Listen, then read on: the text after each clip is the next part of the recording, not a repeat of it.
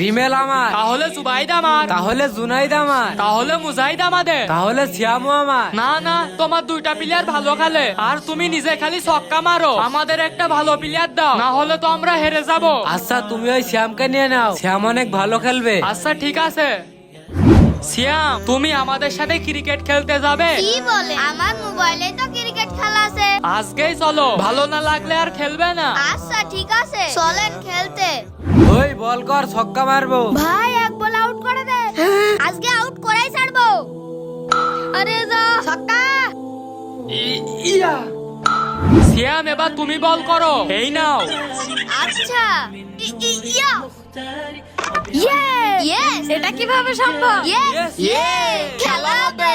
এই নাও, 5 ওভারে 100 রান লাগে। ছক্কার ঝড় উঠবে এবার। ইয়া, আরে ভাই ভালো বল দেন। ইয়া, যা, কি হয়ে গেল?